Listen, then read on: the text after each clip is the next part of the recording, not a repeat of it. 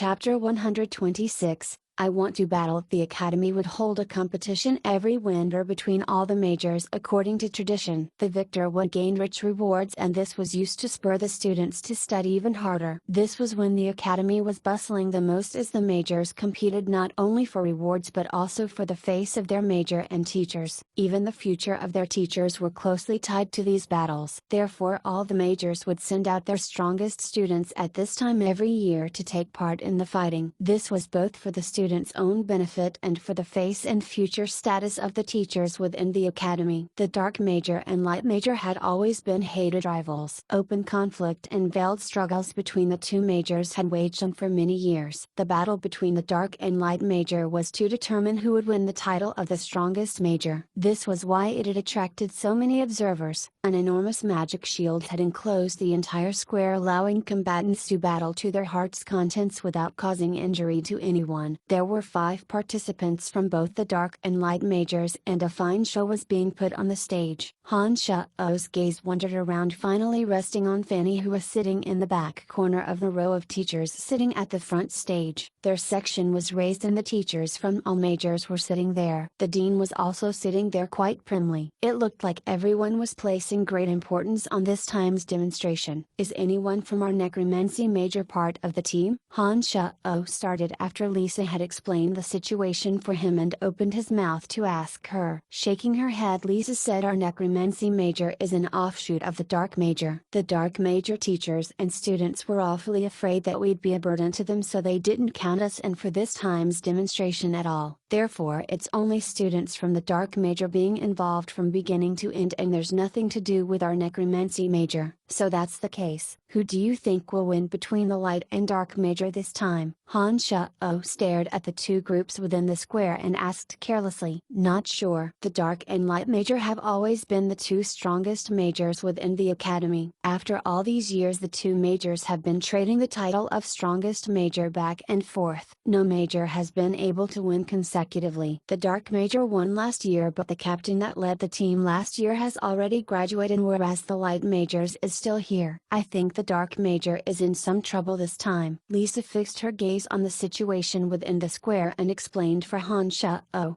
Too bad there's nothing to do with our necromancy major. After all these years the dark major has always directly counted us out. Although Master Fanny and Jean try quite hard because of this, their standing within the academy keeps decreasing. See, Master Fanny can only sit in the last row, and Master Jean doesn't even dare show his face because he's afraid that people will laugh at him. Our necromancy major is truly a failure." Amy shook her head and spoke dejectedly with a woebegone expression. "This can't be helped either. The creatures that our necromancy major students can summon are innately weak to light magic. Without the help from our summoned creatures it's very difficult for necromancy magics to obtain the upper hand against light magic attacks. This is why Master Fanny can only resign herself to accepting the arrangements from the dark major and not have us join in the battle. If we did so we'd only be making life more difficult for ourselves." Athena was also similarly dejected as she followed up on Amy's words. It wasn't smooth and without obstacles within the square, but all sorts of artificial mountains and fake trees had been placed, as well as numerous moats that were jagged and uneven. The school authorities wanted the students to become used to real environmental situations and thus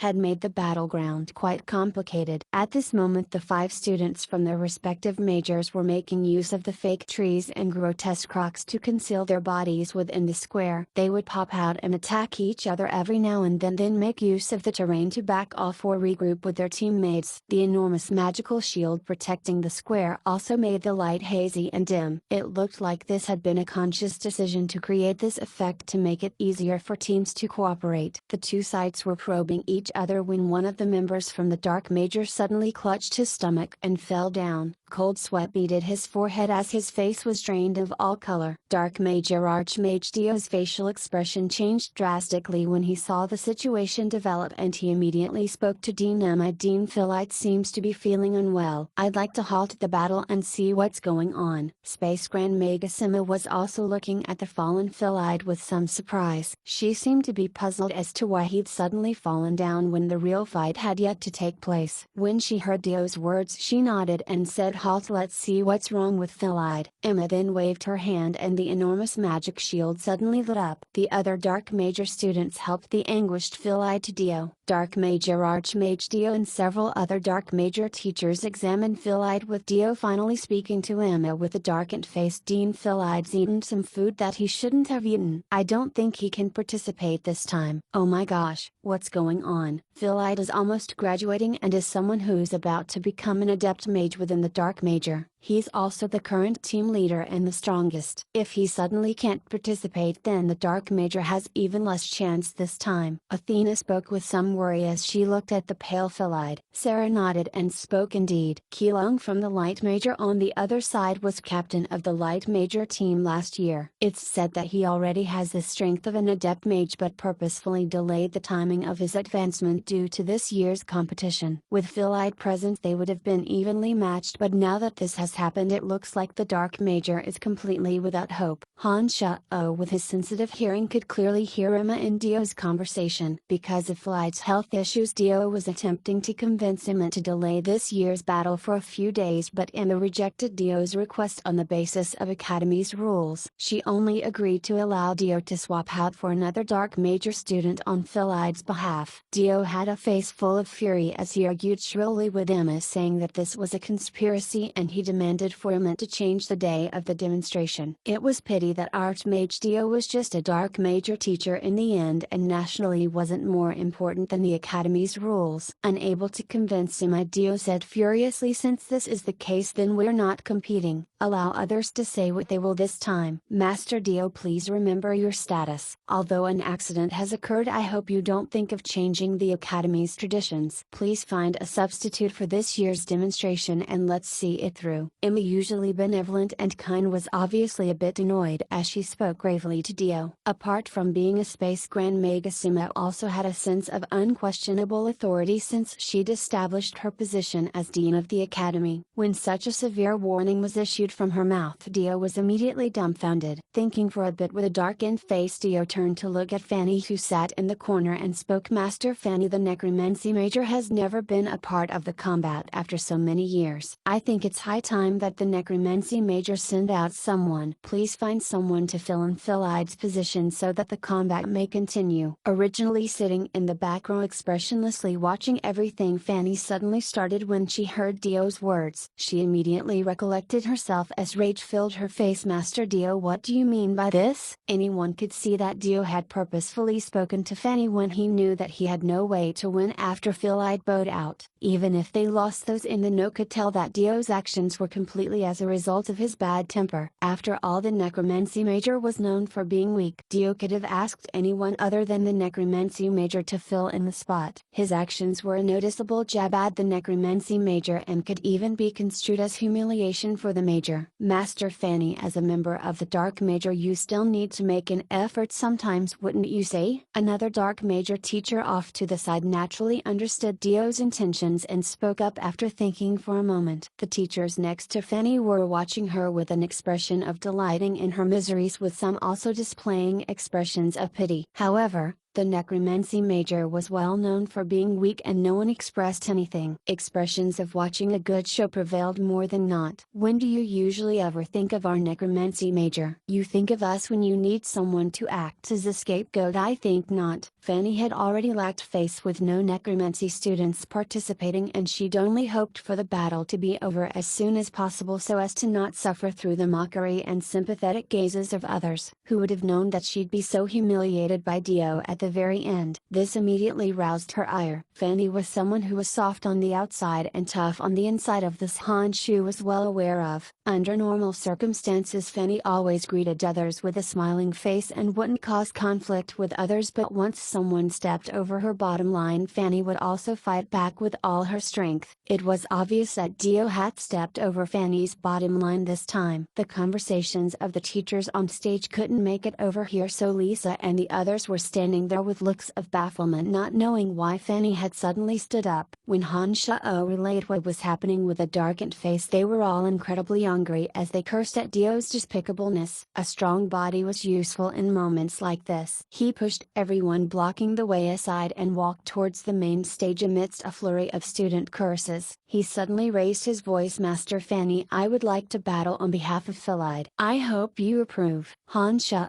could no longer contain the anger within him when he saw Fanny being humiliated. He cried out loudly with a look of seriousness, his voice ringing out clear as a bell, and traveled a great distance to the stage. The square was immediately silent without a sound as large hubbub immediately exploded after. Everyone's gaze was focused on Han Shao and they were all full of excitement and curiosity, all wanting to know what was going on. "Who is that kid? He's got some guts." Such overconfidence. Even Philide knew that he was no match for our major and pretended to be ill and backed out. "To think there are those who invite humiliation. Isn't that our major's Brian? When did he return?" An uproar instantly suffused the scene as all the students and teachers patrolled curious gazes over Han Shao's body. They even started asking those around them what Han Shao's background was. Fanny was dumbfounded to see Han Shao appear. Her clear eyes sparkled as a hint of a sweet smile blossomed on her angry face. She spoke tenderly to Han Shao, "Forget it.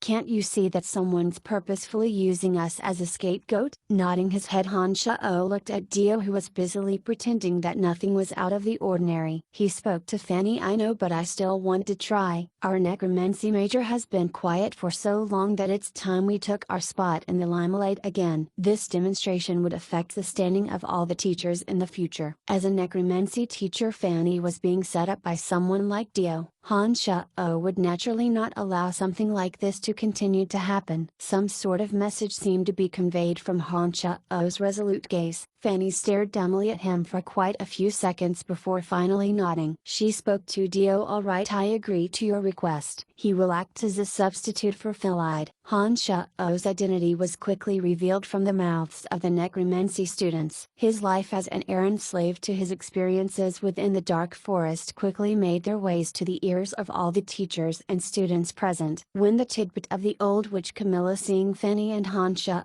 spending the night together and Han Shao on Fanny's bed came out, this filled the minds of everyone present with endless imagination. This caused the voices of discussion to be louder and louder as people's gazes sharpened and grew with enthusiasm. Then it's settled, he'll substitute for Philide and immediately join the battle against the Light Major. He's just taking the stage for show. It'll be over quickly and won't waste much time." Dio nodded and said to Fanny. Chapter 127, Cutting a Smart Figure Under Dio's remote gaze. Han Shao nodded his head woodenly and didn't say much. He flicked a glance at Fanny and walked inside of the magic barrier. Arriving at Emma's side, Emma looked at Han Shao with benevolence and kindly said, "You're called Brian, right?" Han Shao was startled and looked at Dean Emma in confusion and said, "That's right, how do you know?" Hey, of course I know of you. You made a great contribution to the necromancy major during the dark forest excursion. I'm going and have a good fight." "You're not a good kid." Emma smiled merrily at Han Shao and spoke slowly. Han Shao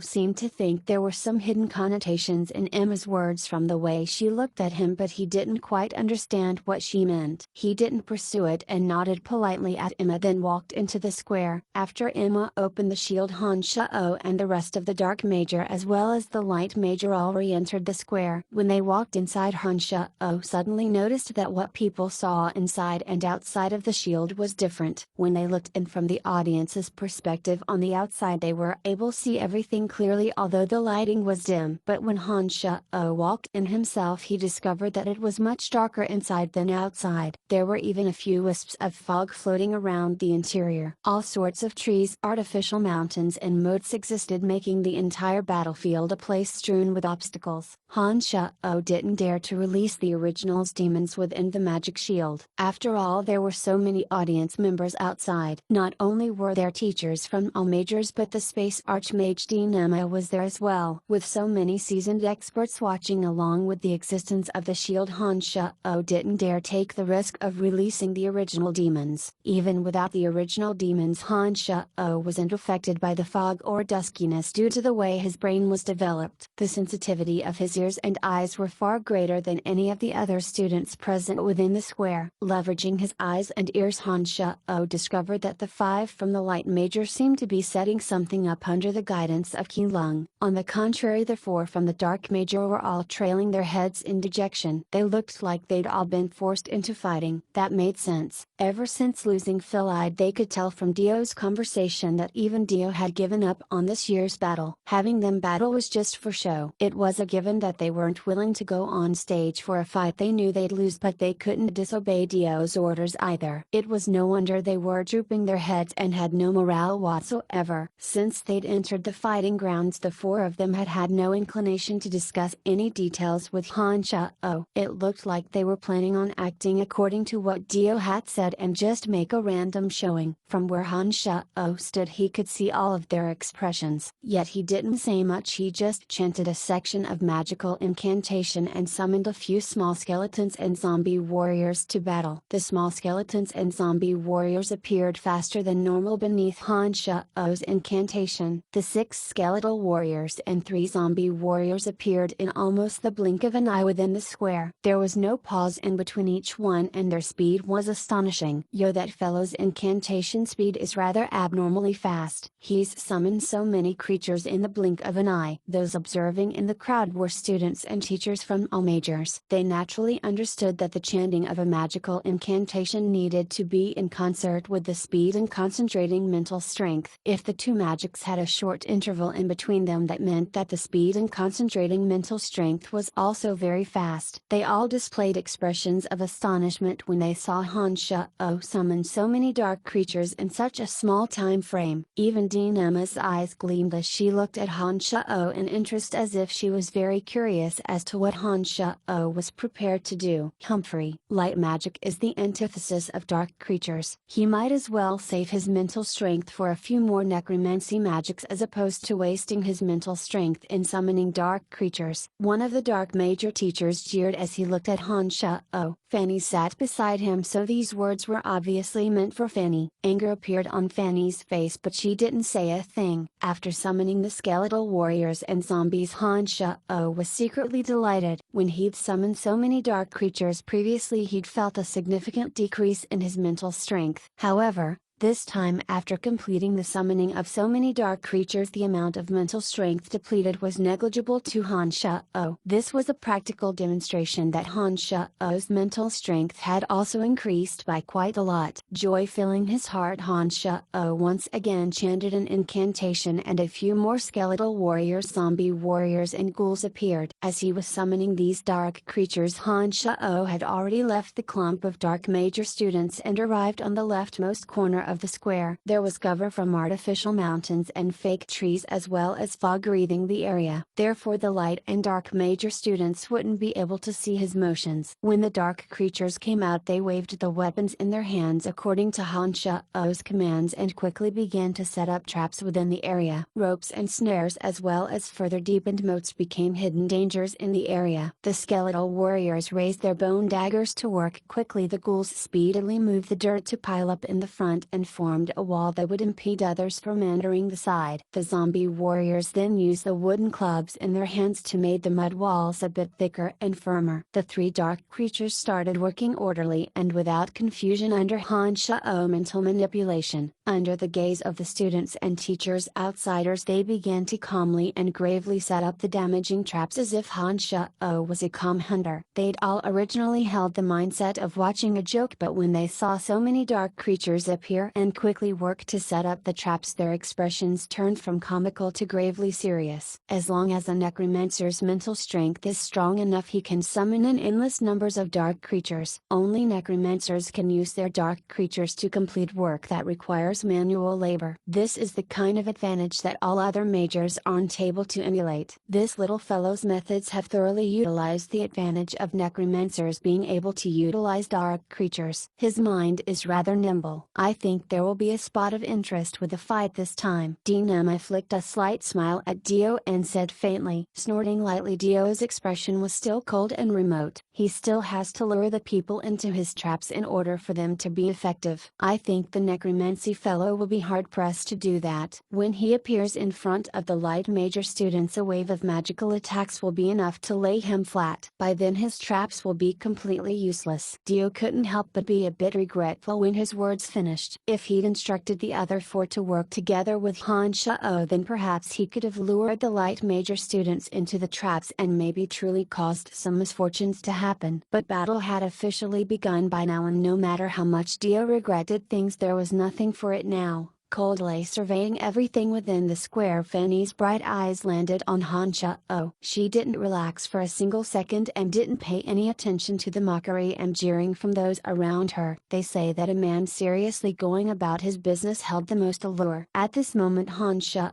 was going about his business with not a trace of panic or franticness. There was even a hint of relaxed confidence playing about his lips. Add to that the fact that Han Shao's current actions were on Fanny's behalf. He truly did have a mysterious allure to Fanny at the moment. Because of the magic shield's effect, after entering the square, the noise and scenes from outside the square were completely obstructed by the shield. Han Shao couldn't see anything outside the shield after he'd entered it. The dark creatures were busily. Han Shao, having given his orders, began to walk amongst the shadows of the trees and artificial mountains like a ghost approaching the center between the light and dark major soundlessly. Han Shao's movements weren't particularly surreptitious, nor did he purposefully display a fast pace, but with Han Shao's current vision, his control over his movements had already reached the level of astonishing and magical. Ordinarily speaking, anyone passing through the shadows of the trees and artificial mountains would need to pass through an area of light. Any of the others students would be able to see someone pass through if they just concentrated a bit. As these students walked, they would inevitably unconsciously turn their heads to observe their surroundings. Han Shao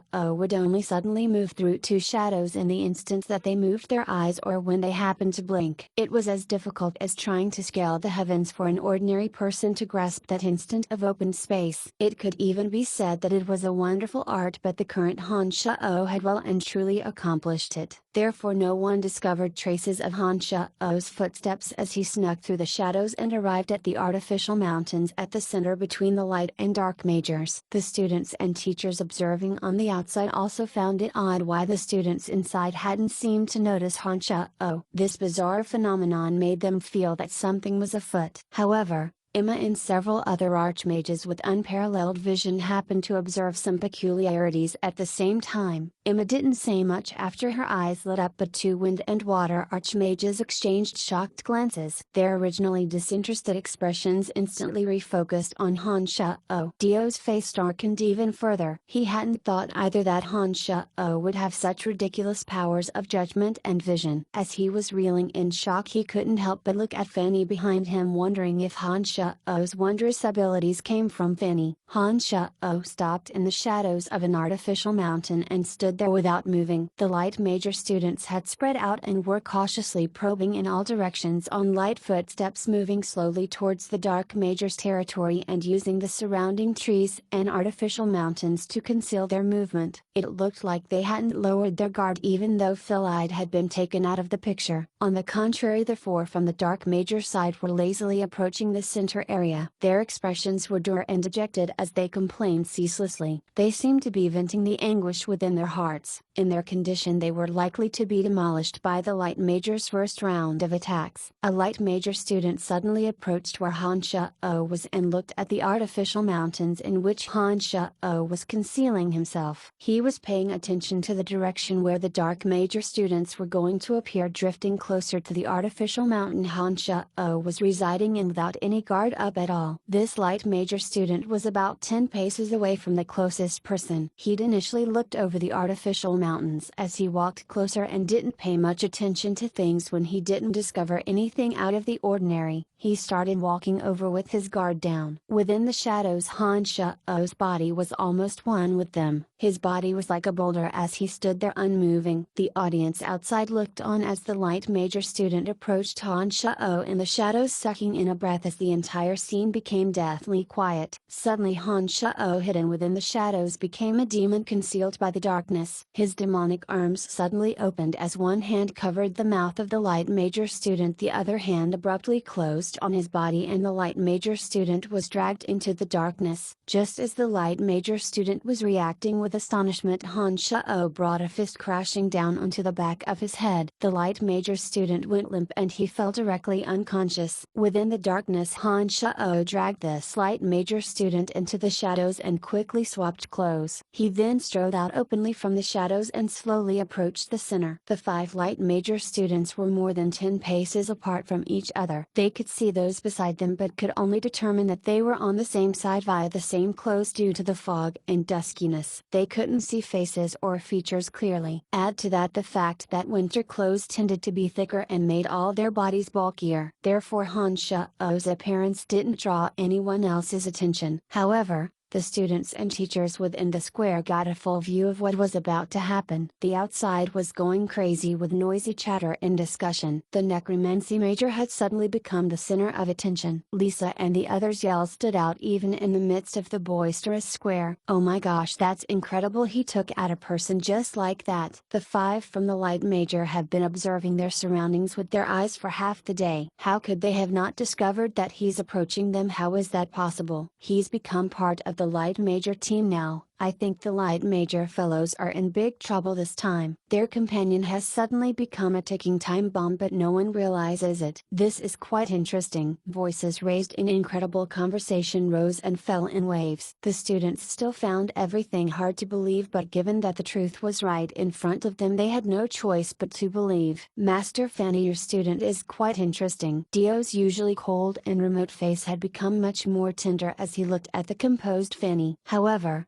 her subtly dancing eyebrows gave away her repressed excitement. A feeling of comfort flowing through her heart, Fanny flicked a chilly glance at Dio and mocked, "Now how would that be? He's just there to make up the numbers. Master Dio is too complimentary." Dio didn't say much after getting shut down, and his expression also appeared a bit nervous. His gaze patrolled the demonstration area within the square as he paid attention to further developments. At this moment Fanny's heart was filled with contentment. She'd been continuously mocked and belittled by others because of her major's uselessness. Now, because of Han Sha-O's rise to prominence, the gazes of those looking at her were filled with astonishment and incredulity. Even Dio, who jeered at her before, had nothing much to say now. This almost made the joy within Fanny's heart overflow. Everyone had a vain heart, and Fanny had often been suppressed by others. Now that the situation was suddenly reversed, Fanny's joy and comfort was felt even more strongly. When she looked at Han Sha-O now, she found him extremely pleasing in her eyes, and a trace of a sweet smile unconsciously curved on her lips. Within the square, Han Sha-O naturally didn't know that there was an uproar outside the field because of his performance. He strode out calmly and steadily, slowly moving towards the center with the other 4 Light Major students. The 4 Dark Major students slowly appeared from the other direction. They had spread out their formation and kept an appropriate distance from each other. When they saw the Light Major students, the 4 Dark Major students abruptly halted their footsteps. 2 deep slumber spells and another 2 Hand of Darkness magics were chanted from the mouths of the 4 Dark Major students. The 2 deep slumber spells came floating toward Han Sha-O and another Light Major student. 2 enormous hands also suddenly formed in the dim sky and started swooping down towards the other 2 Light Major students. Light Major Captain Keelung was standing in the center and watched all of this with a cold gaze, completely unmoved. This was because not a single Dark Major attack landed on him, or perhaps this was because the Dark Major students knew that they would be useless on Qilong. Han Shao had also been attacked with a deep slumber spell. He shifted his body at this moment and walked swiftly, dodging the spell. The Light Major student standing beside Han Shao remained coolly composed when the Hand of Darkness appeared overhead. A radiant slash suddenly appeared and shot towards the Hand of Darkness high overhead. A bone spear suddenly appeared out of thin air at this time, with another one appearing shortly thereafter. It pierced the radiant slash attack, and both bone spears and the radiant slash broke apart as white dots of light. At the same time, an agony of the soul appeared in front of the Light Major student along with the Hand of Darkness. The sudden change completely derailed the Light Major student's train of thought. The agony of the soul had already landed on him before he had time to react. The Hand of Darkness followed quickly after and grabbed his body. "Darren, are you alright?" Off in the distance, Qilong immediately cried out and started walking over when he saw what had happened. Darren immediately reacted. Although Han Shao's chant had been made in an exceedingly low voice just now, he still heard it because the two were so close. Darren was anxiously trying to tell Qilong to watch out for Han Shao, but unfortunately he was finding it difficult to breathe given that the Hand of Darkness was wrapped tightly around him. The Dark Major student who casted it was watching with a face full of excitement off in the distance. The student reached out forcefully, causing Darren to pass out. Apart from Darren feigning, the other Light Major students easily handled the Dark Major attacks that had targeted them. Qilong, having not been attacked, swiftly approached Darren, wanting to check on him. There was one unconscious Darren between Han Shao and Qilong. Han Shao also approached the unconscious Darren as Qilong approached, appearing to want to see how Darren was doing. The Light Major captain reached Darren first. He just stooped down and was about to examine Darren's condition when 3 bone spears materialized, followed by 2 bone arrows and an agony of the soul. Qilong gave an abrupt start and suddenly stood up, finally catching a glimpse of Han Shao's face. He shouted involuntarily, "This is bad." A light magic attack was suddenly released as an incantation was rapidly recited. It formed a semicircle in front of his chest and started rushing over. The bone spears, arrows and agony of the soul were destroyed in an instant. However, when the magical fallout had begun to settle down, several bone arrows flew out again. This gave Qilong a great shock as he hastily backed up. The release of magic was dependent on the amount of mental strength and the speed of focusing it. Although the time elapsed between 2 magics could be decreased, theoretically speaking, the more destructive a spell was, the longer amount of time there must be between each cast. A spell such as bone arrows expended very little mental strength, and so it could be quickly cast in succession. Seeing the situation, Qilong had sent out an answering wave of magic and needed a bit of time to recover. It was a pity that Han Shao wasn't giving him any opportunity to. 3 bone arrows flew out from behind, causing him some panic and taking one to the rear when he couldn't dodge in time. "The necromancy major fellow is masquerading as Billy. This person's too sinister. Take him down first." Qilong rubbed his butt and immediately called out. Off in the distance, the other 2 Light Major students evading the Dark Major attacks hesitated only briefly and immediately met up with Qilong to attack Han Shao. After hearing his shouts, Han Shao laughed loudly at this moment, raising his voice, fainting already counts as being out. "It's 3 of you now against us 5. I think it'll be difficult for you to win." Han Shu didn't stay where he was. As soon as he'd finished speaking, he dashed off to where the traps had already been set up with the speed of a normal mage. Qilong and the others were stunned for a second as Qilong then said resolutely, "Take down this fellow first. The other 4 from the Dark Major have no fighting spirit left. We'll take care of them after." The other 2 from the Light Major nodded and rushed toward Han Shao after hearing Qilong's words, leaving the 4 from the Dark Major looking at each other with some embarrassment. One of them yelled out, "We're 5 now. Why should we be afraid of the 3 of them? Let's take them out." In this way, the odd scene of Han Shao running in front, the 3 from the Light Major in hot pursuit and the 4 from the Dark Major chasing madly after was formed. It was a hubbub of noise outside. If it was said that Han Shao had been lucky when he took down a person within the shadows just now, then his later interactions with Qilong and the fast speed of his magic being released and injuring Qilong's butt proved that Han Shao's strength was definitely uncommon. Add to that the fact that they had seen Han Shuo setting up traps and saw him running there. Now the audience immediately knew what sinister intentions Han Shuo had in mind. Oh damn it, why are things happening like this? Light Major Archmage Voigtlander had been smiling smugly assured of victory. He couldn't help but cry out at this moment. The development of the situation was completely out of his expectations. Master Fanny, your student is very strong. To think that the necromancy major had a talent such as him. This is truly incredibly. Suddenly several teachers who often mocked Fanny had a complete change in attitudes, and they all spoke with great praise to Fanny. This was Fanny's proudest moment in all her years in the necromancy major. Han Shuo's actions had won the respect of all those present for Fanny. She was crazy with joy inside but still smiled demurely and said calmly, this is nothing. Our necromancy major has great talent, we just tend to keep a low profile. Now do you understand how shallow your understanding was before? The other teachers looked askance at each other after Fanny had spoken. They hadn't thought that thanks to Han Shuo's bizarre rise to prominence, Fanny's presence would also be bolstered as well. Chapter 128.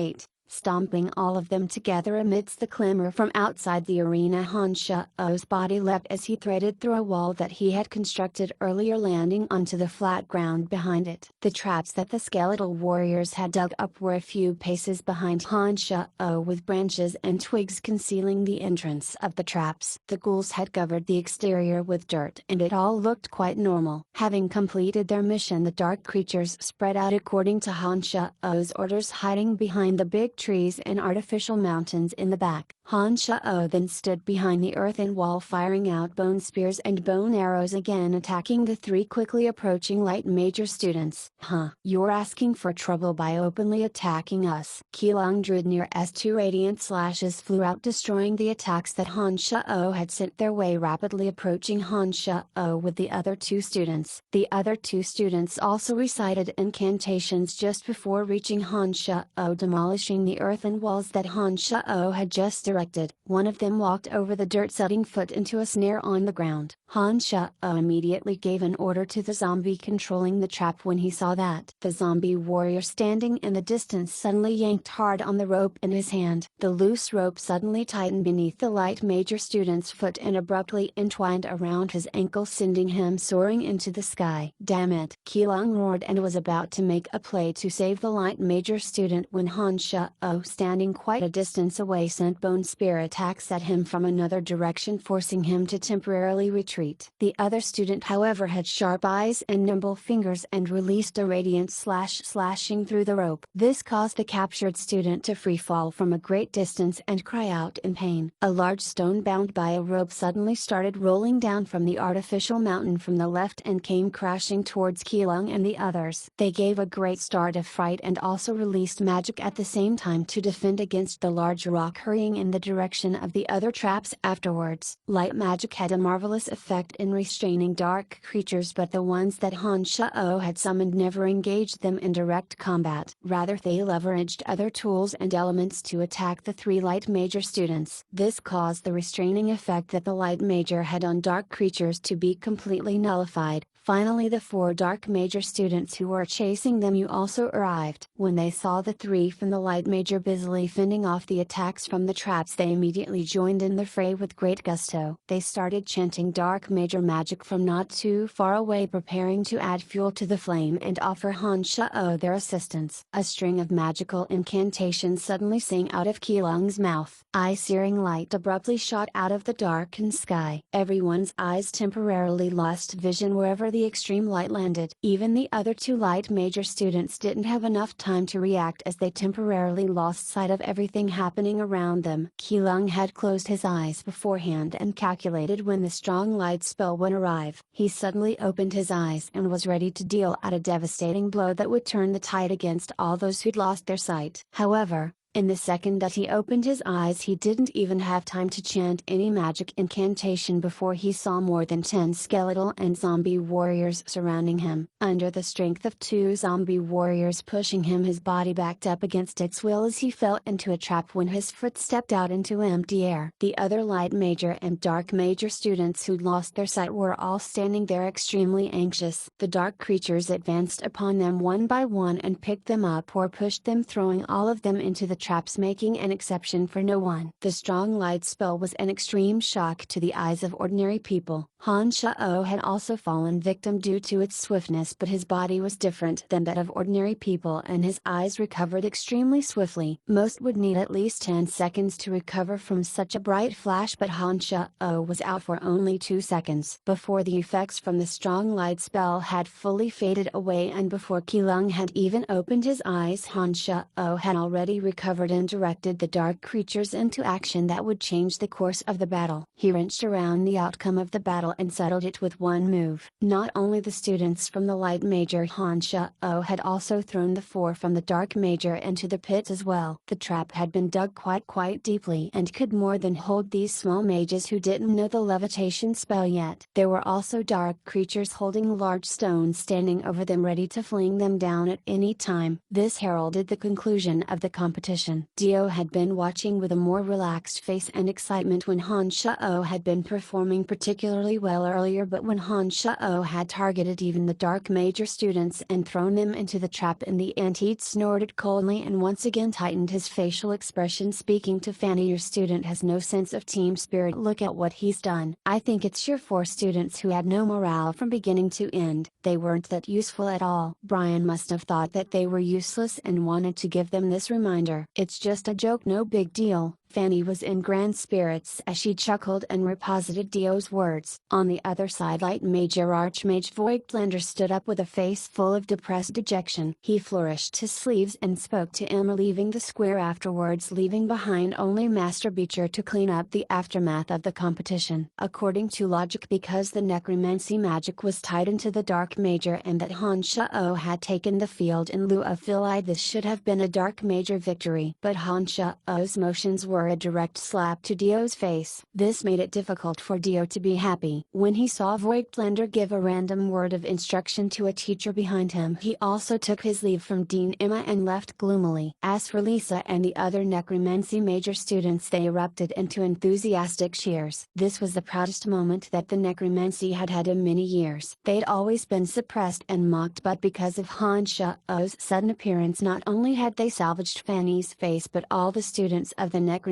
major has basked in glory as well. When Han Shao walked out after the magic shield was taken down, he immediately saw the light of fired up glee in Fanny's eyes and the sounds of cheering from the other necromancy students.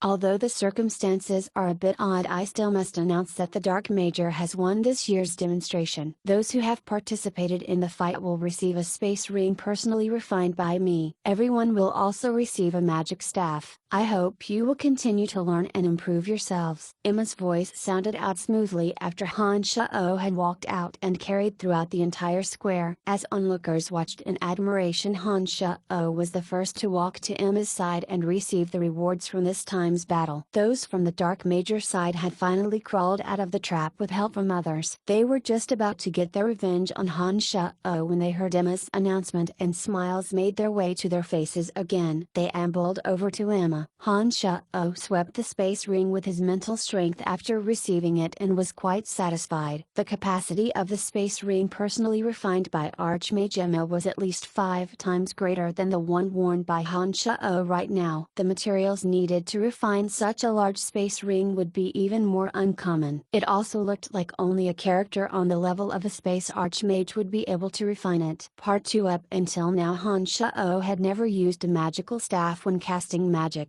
When he grasped it in his hand and imbued it with his mental strength, he suddenly discovered that there was another small space within the staff. The space had the ability to store mental strength. As he released a random spell and felt it circulate throughout the staff, the speed of the spell was increased slightly. Judging from the looks of things, this magic staff had the effect of storing small amounts of mental strength and even increasing the casting speed of spells. No wonder mages were even willing to put their lives on the line in order to get a decent staff. A wondrous staff would more or less have a great effect of enhancing the mage's strength. Han Shao didn't hang around the square after receiving his space ring and magic staff. He nodded to Fanny from afar with a smile and left alone, leaving Fanny and the others to take care of any other remaining details. Wait a second, Brian. Han Shao's departure wasn't unnoticed by the many students within the square. However, Everyone only watched him leave with surprise and didn't do anything after whispering to each other in hushed voices. When Lisa saw Han Shao leaving, however, she called out from a far distance and ran straight toward Han Shao.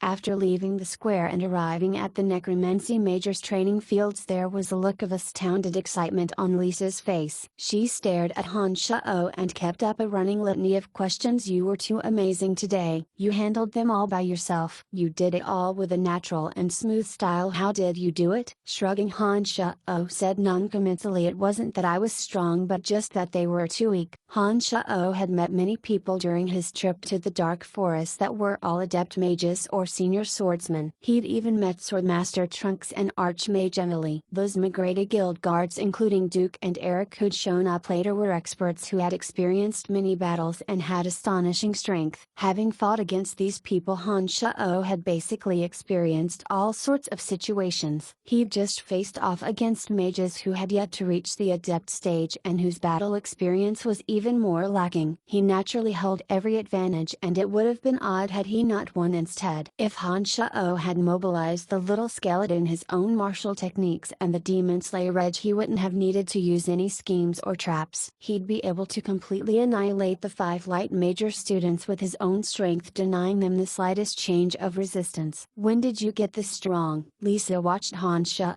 with every expression of interest as she asked curiously. Grasping the magic staff in his hands, Han Shao poured in his mental strength and began to practice the bone prison spell that a journeyman mage should be able to master. He imbued the staff with his mental strength and used it as the conduit to try to activate the bone prison spell. The bone prison spell was a spell that imprisoned enemies. It would form a prison made completely out of white bones once it was cast and would confine enemies, making them unable to move a muscle. If one had enough mental strength, one would be able to control every single bone within the bone prison. Not only would it be able to confine someone, but the caster would be able to use the bones within the prison to once again lock down the prisoner. The bones could be transformed into soft and supple vines. It was all very amazing. It was his first time manipulating the bone prison spell. After more than 10 bones had appeared in the air, they couldn't quite form a prison. When Han Shao relaxed his concentration, the bones didn't form any kind of structure before falling to the ground with a clatter. My strength is similar to yours and I'm not that great. If you practice diligently, I think your accomplishments will be even higher. You may even be able to represent our major in next year's battle. Han Shao responded to Lisa carelessly as he continued to practice the bone prison spell. Lisa made a silly face at Han Shao at these words, then said lightly, I'm too stupid. I've studied necromancy for so long, but you've only learned it for a few months and you're already much stronger than me. No, your strength is quite good compared to the other necromancy students. Hey, I meant that if you work even harder, you should be able to increase the rate of your progress. I feel that the magics of our necromancy major aren't worse off than any of the other majors. It's just that there are fewer people studying necromancy magic now, resulting in fewer experts emerging. Han Shao chatted at ease with Lisa and practiced the bone prison spell over and over again. After a while, some other students who seemed to recognize the strength of necromancy magic for the first time thanks to Han Shao's heroics all skipped their meals and arrived enthusiastically at the training fields. They too began to practice magic one by one. When the other students appeared, Han Shao halted his magic practice and evaded the other students' excited babble. He walked out from the training fields and after leaving them headed in the direction of Fanny's lab. When Han Shao arrived at Fanny's lab, the door to the lab was locked. It looked like Fanny had yet to return. Typically speaking, Fanny would usually be at her lab right now. It looked like she'd been delayed by the necromancy major's newfound glory that she hadn't returned yet. He wasn't in a hurry either, as Han Shao took a seat on the grass and took out the book of necromancy magic that he'd taken from the cemetery of death. He studied it as the 3 original demons patrolled 3 different directions. With no fear of someone suddenly approaching, he began slowly studying the bone prison magic that he wanted to master. After a while, the space in front of Han Shao suddenly twisted as light flashed by and Dean Emma materialized in front of Han Shao.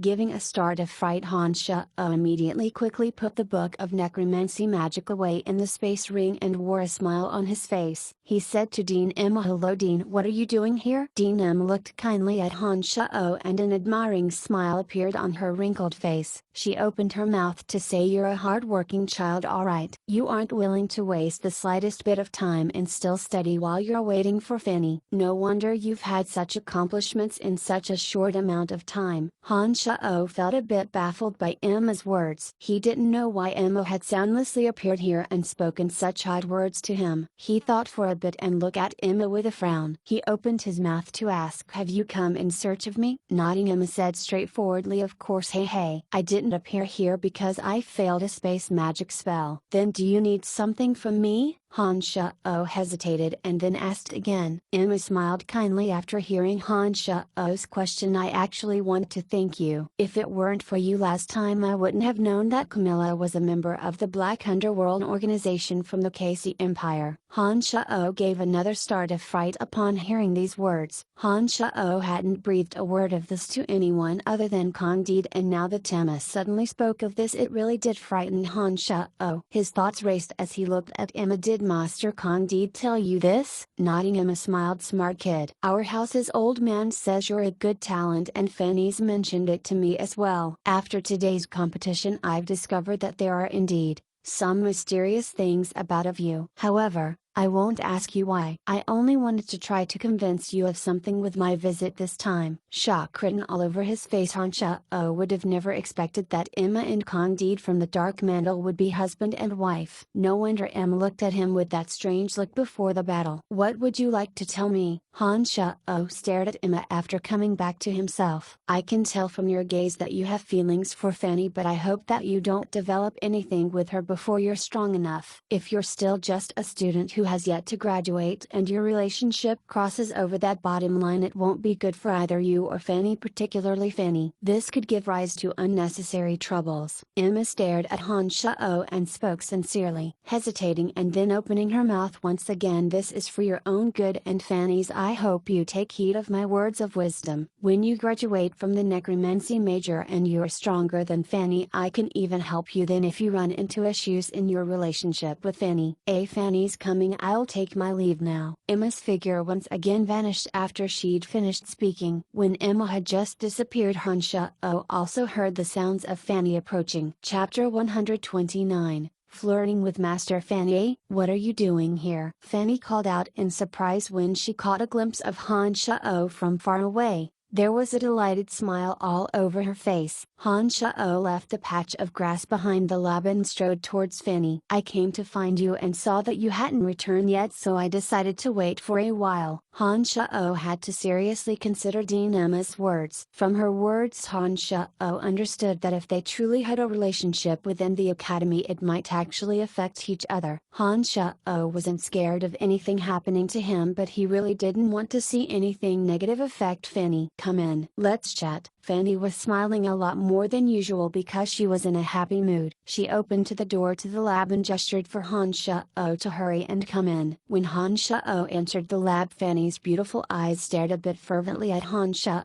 "I must really thank you this time. The teachers of the other majors were truly too ridiculous to treat our major thus." Hey, do you know how comical their faces were after you won? I haven't been this happy in the longest time. "Then how would you like to thank me?" Han Shao found a stool for himself after he came in and then looked at Fanny with an intense look and smiled. Fanny's face blushed as she seemed to think of something. This caused her to be unable to look at Han Shao in the eyes. She lowered her head and said, "Then how would you like me to thank you?" "Give me a kiss." This blurted out of Han Shao's mouth with no forethought at all. He felt that he was in for a beating as soon as he said this and decided to turn it into a joke. "I'm joking. Contrary to expectations, a flaming red-faced Fanny didn't immediately erupt in anger. She stood there silently for a moment with a flushed face and shyly walked over to Han Shao. Before he could react, her cherry red lips started out and gave him a lightning fast peck on the left cheek. "Cheeky little bugger, did you finally get what you wanted?" Having kissed Han Shao, Fanny didn't dare to look at him as she abruptly turned her back and pretended to sort the things in the messy lab with a nonchalant attitude. However, Her flushed and trembling shoulders betrayed the agitation in her heart. Han Shao stood there in dumb shock, reaching out a hand. He subconsciously ran it over the cheek that Fanny had kissed. He could feel the faint fragrance lingering on his cheek and used a finger to tap that wet patch. He then stuck his finger into his mouth to suck on it. When she saw that Han Shao was remaining silent, Fanny finally couldn't resist looking back. She happened to see his ambiguous and somewhat horny move. She immediately stomped her foot in anger and cried out, "Damn it, you're really lecherous." Han Shao had long since forgotten Emma's words of advice by now and spoke in an utterly leering tone. "How am I lecherous? You're just too mesmerizing. I actually wanted you to kiss my lips just now, but you seem to have kissed the wrong place. That didn't count. Let's do that again." Han Shao actually closed his eyes when he was finished speaking and pushed his lips forward. He looked lecherous no matter how one looked at him. Fanny felt breathless from the anger as she saw Han Shao's appearance. Her slender right arm suddenly reached out to pinch Han Shao's cheek. She hectored, "You bad little kid," reaching out for a yard after taking an inch. When Fanny's words of censure passed her lips, Han Shao immediately knew that he couldn't get what he wanted. He hastily opened his eyes and suddenly saw Fanny's white tender right hand reaching out to pinch him when he was about to retreat. His heart lurching, Han Shao didn't think at all and turned with lightning speed, leaving a kiss in the heart of Fanny's beautiful palm, then retreating with lightning speed again. A soft hay was emitted. It was as if electricity made its way through Fanny's body as she involuntarily emitted a low sound. She then recollected herself and huffily said, "You bad little kid are behaving more and more outrageously. You're dead meat." An irate Fanny immediately dashed toward Han Shao after her words sounded, as she seemed to want to get her revenge on Han Shao. Having just committed a frivolous action on Fanny, Han Shao felt his heart lurch as it became harder and harder to control himself. He'd also discovered that perhaps due to being happier than usual today, Fanny's attitude towards him was markedly different from the usual. Under normal conditions, Fanny would have flown into a passion and denounced him had Han Shao raised an outrageous request such as to kiss him. Who would have anticipated that not only would she not lecture him this time, she'd actually agreed to such a ridiculous request. When Han Shao had kissed the heart of her palm just now, her embarrassment was noticeably greater than her anger. Han Shao could clearly feel that the current Fanny was quite different from normal. When he saw that Fanny was about to rush toward him, Han Shao didn't dodge or evade but suddenly snaked out a hand and grabbed Fanny's outstretched hand when she'd rushed to in front of him, pulling her into his embrace. A waft of tantalizing scent suddenly surged towards Han Shao's nose and mouth. When the fascinating shapely body crashed into Han Shao's embrace, the wondrous curves that stuck tightly onto Han Shao's body immediately caused a great disturbance within his body, especially now that he was no longer a virgin. At this moment he'd long since thrown his conversation with Emma and the awkwardness having to do with his relationship with Emily to the four winds. His large hand wrapped around Fanny's waist as he descended upon Fanny's cherry lips and began to greedily taste his fill. With her body confined by Han Shao, Fanny couldn't budge. Even though she wanted to resist, she was powerless against him. Her small hands beat down furiously onto Han Shao as protesting noises came from her mouth. But as Han Shao continued his rapacious devourment, his big tongue churned behind her winsome lips and an incomparably wondrous sensation slowly began to spread in Fanny's heart. She'd been pounding furiously on his chest originally, but the strength of her blows began to falter. Fanny's hands had not only stopped their struggle in the end, but they had even mysteriously entwined themselves behind Han Shao's broad back and neck. Her neck was tilted as she went along with Han Shao's avaricious intrusion as her almond-shaped eyes grew hazy. Her body temperature began to rise and it was as if she'd sunk into a sweet dream that she was happy to stay within. This wondrous sensation filled Han Shao's entire body. The person that he dreamed about day and night was lying in his embrace. This type of psychological satisfaction was enough to drive him wild. Fanny's shy response near the end brought a sense of glee that filled Han Shao like an erupting volcano. He slowly found it difficult to control his originally innocent objective as his large hands unconsciously moved towards Fanny's wonderful butt and his highly erect lower body slowly began to look for an appropriate angle. Suddenly Fanny felt a heart passion that was as stiff as a metal rod around her waist, deep in the throes of her sensations. She immediately understood the current situation and began to struggle without care for anything. Because Fanny had gone along with his motions earlier, his body had also relaxed. He hadn't thought that Fanny would suddenly react so violently and was pushed away by her. I. Having pushed Han Shao away, Fanny stood there with her face flaming red and was panting loudly, trying to say something. But she couldn't get a word out for a while because of her agitated emotions. Han Shao's gaze was locked onto Fanny as he resolutely said, "Master Fanny, I think you know that I like you." Han Shao's expression was solemn and firm, and his low voice seemed to have a magnetic attraction to it. Fanny's heart trembled as she was in obvious disarray. Currently she didn't dare meet Han Shao's eyes. She averted her head and said, "Say no more. I don't want to talk about this right now. If you can advance to the Adept Mage stage and graduate from the academy, I'll consider giving you a chance." Standing with her back facing Han Shao, Fanny was still panting as her neck was a patch of red. Han Shao stared at Fanny for a bit whilst behind her and then took resolute steps towards her. He suddenly reached out and hugged Fanny from behind, saying tenderly, "You are the goddess that I thought of day and night from a long time ago. Your kindness and passion have touched my heart. Your amazing body makes it even harder for me to restrain myself. I think my entire life has perished in your hands."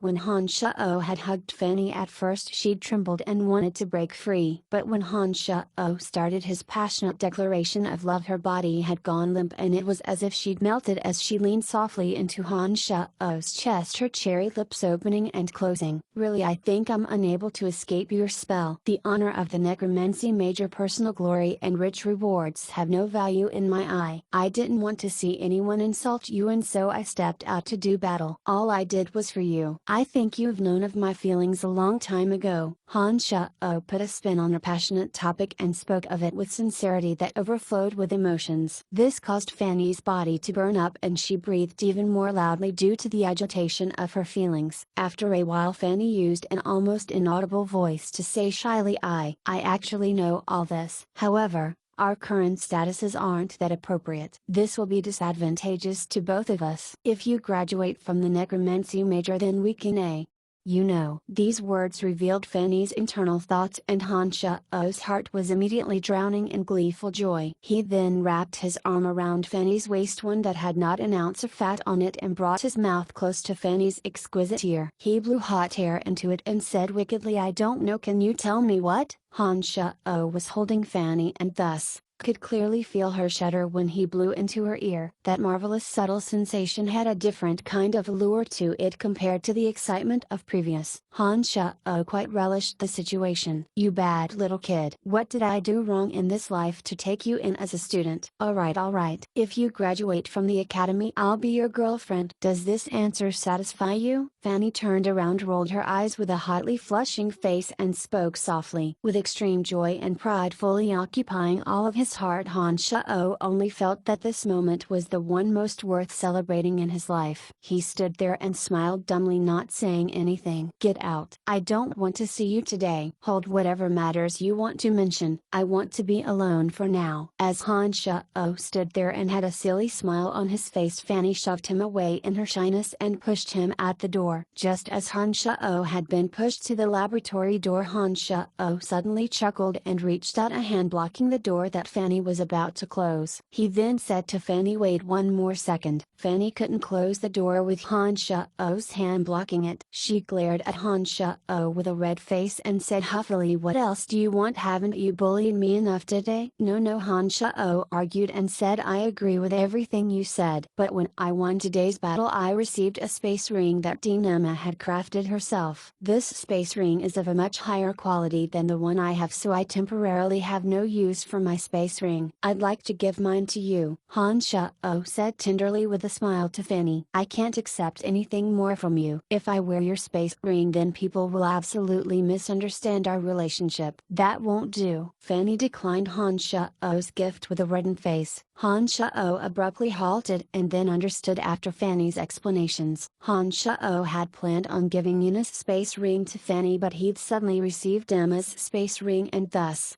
changed his mind to gifting his to Fanny. He hadn't thought that Fanny would have this level of consideration. Then you can have this one. I don't think anyone will be able to read anything from this space ring. Han Shao took out Yuna's space ring and handed it to Fanny. I said that I can't accept it. Fanny still didn't agree. I won't leave unless you accept it. Take it. Han Shao shoved it into her hands without caring whether or not she wanted it and immediately left afterwards without waiting for her to say anything. He disappeared without a trace after a few steps. Chapter 130, Full Speed Improvement. The Bone Prison spell was a magic spell that journeyman necromancers had to master. When this magic was deployed deftly, it would create certain conditions for dark creatures that makes it easier for them to defeat their enemies. Han Shao practiced the Bone Prison spell by himself in the cemetery behind the mountains to the back of the academy for the next 3 days. His resolute determination and the intelligence afforded to him after opening up his brain allowed Han Shao to grasp a clearer understanding of the innate character of necromancy magic, some magical theory that had been obscure and difficult to understand or needing prolonged contemplation from Han Shao for comprehension had become easy to understand due to Han Shao's mind becoming incomparably clear. He could quickly understand many concepts when he put his mind to it. In a short 3 days the use of the Bone Prison spell progressed from continual failure to occasional release. He also started officially practicing another spell of Bone Shield during this time. His fast training speed astonished even himself. Clap clip clap. The sound of applause rang out in the distance as the well-rounded and alluring Emily appeared in the distance with a slight smile, approaching Han Shao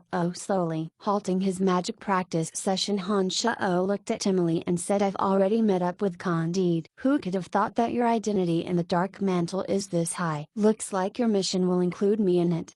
My mission will require your communication with the forest trolls anyways. Although I don't have a high status like that, told Fox Candide. He still had to do me this favor when I brought up this matter with him. Now that you've joined this mission, I'll give you most of the credit after the matter's done. Perhaps your status within the dark mantle will increase another 2 stars this way. Emily reached out naturally to wrap her hands around Han Shao's shoulder when she arrived in front of him, speaking to him in a seemingly fawning manner. He was about to compliment Emily when Han Shao suddenly remembered what Candide said and was on his guard about Emily's other identity. He suddenly looked at her with a not so pleasant expression. When I went to see Candide this time, he told me a bit about your true identity and told me to be careful lest I incur unnecessary trouble. That was when I knew you were Master Aim's blood sister. But I still don't know much about your other identity. Can you tell me now? Emily's face changed slightly when Han Shao spoke. She looked at Han Shao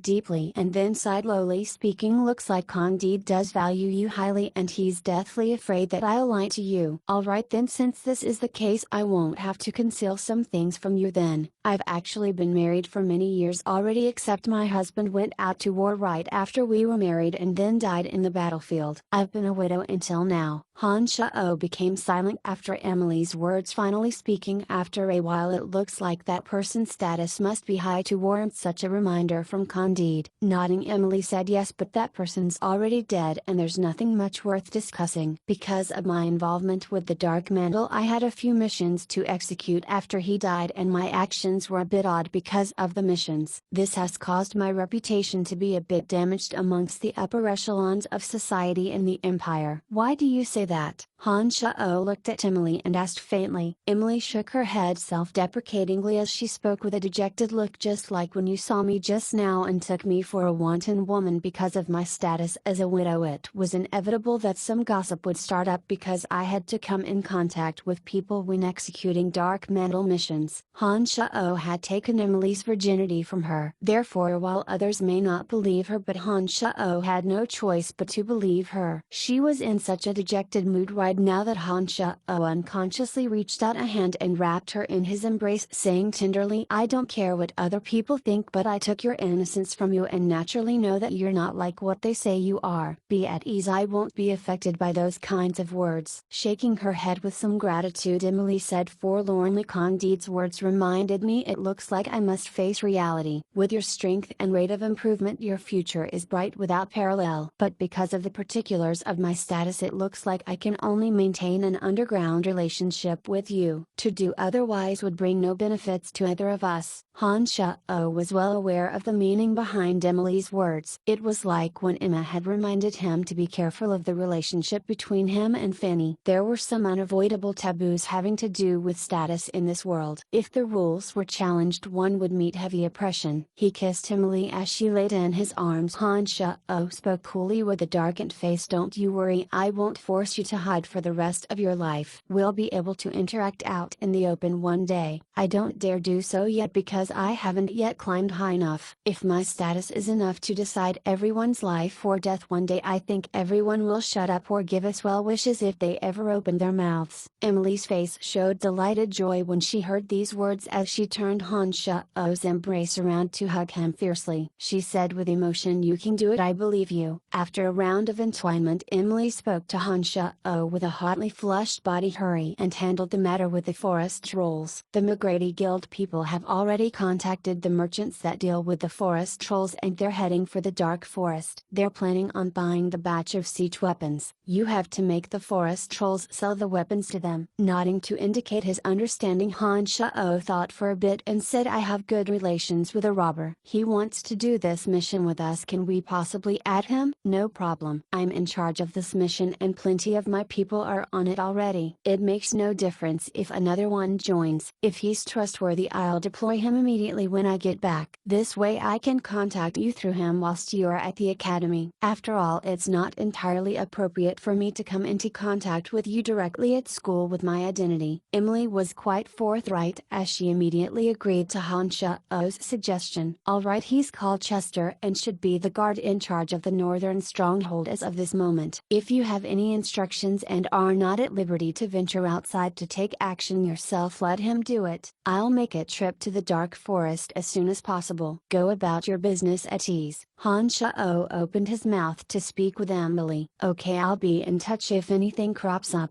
Don't worry, I have confidence in being able to quickly complete this time's mission. Emily left after saying these words. When Emily had left, Han Sha-o thought for a bit and walked towards the Boost Merchant Guild. There were 2 days until Han Sha-o's predetermined time with Phoebe, but the days seemed to be getting colder and Han Sha-o was a bit worried that the dwarves would run out of rations and life necessities. He planned on making a trip to the Cemetery of Death and taking care of the rations that the dwarves need to make it through winter first. Now that he had a space ring with greater capacity, he would only need to make one trip to settle everything. Add to that the fact that he had to visit the forest trolls in a few days and prepare the same rations and necessities, he probably should take care of the dwarves first. There were more forest trolls and so it was likely the space ring wouldn't be able to hold enough rations to take care of things in one trip. He made his way proficiently to the Booze Merchant Guild but didn't get to see Phoebe today. Fabian was instead the one who came out to welcome him. He learned from Fabian that Phoebe was out today and because of Han Sha-o's relationship with Fabian they could take care of the matter regarding the rations even if Phoebe wasn't present. Because Phoebe held the reins of power now, Fabian's status within the guild had also risen accordingly. He took Han Sha-o to the warehouse where the rations were stored and the warehouse was opened under his command. They filled Han Sha-o's space ring with the rations that Phoebe had previously prepared for Han Sha-o.